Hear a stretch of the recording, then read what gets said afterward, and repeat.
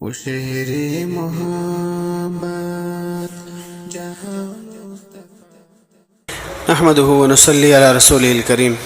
ایک ساتھی کا سوال ہے کہ انتقال کے 2 دن بعد اپنے رشتہ داروں وغیرہ کی دعوت کرنا کیسا ہے؟ یعنی 3 دن پہلے ہماری دادی کا انتقال ہو گیا اور آج چچا کے یہاں سب بہن بھائیوں کی دعوت تھی، تو کیا وہ کھانا جائز ہوا یا نہیں؟ جبکہ چچا صاحب کہتے ہیں کہ اس کھانے میں ہماری تیجے وغیرہ کی نیت نہیں تھی۔ اسی طرح کھانے پر فاتحہ پڑھنا، اس کا کیا حکم ہے؟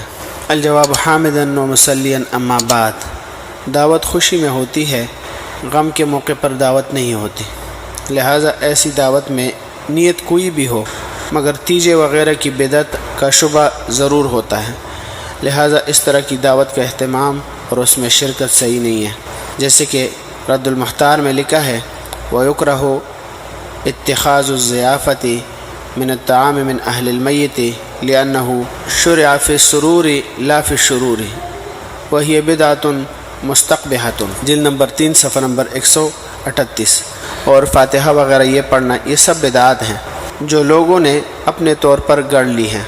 صدقہ میں نہ تو چنے کی خصوصیت ہے نہ خاص کھانوں کی، ایسی کوئی تخصیص شریعت میں ثابت نہیں ہے، لہٰذا ایصال ثواب کرنا ہو تو بغیر کسی التزام کے کرنا چاہیے۔ کتاب النوازل جلد نمبر 1 صفحہ نمبر 634۔ صحیح بخاری میں روایت ہے عن عائشہ رضی اللہ عنہا قالت قال رسول اللہ صلی اللہ علیہ وآلہ وسلم من احدث فی امرنا ھذا ما لیس فیہ فہو رد، جلد نمبر 1 صفحہ نمبر 371۔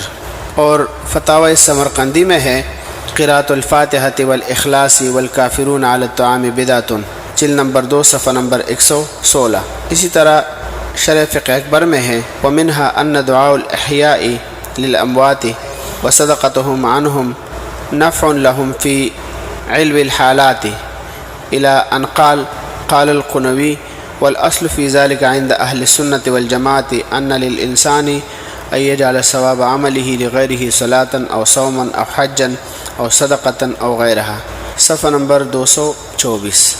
میری الفت مدینے سے یوں ہی نہیں، میرے آقا کا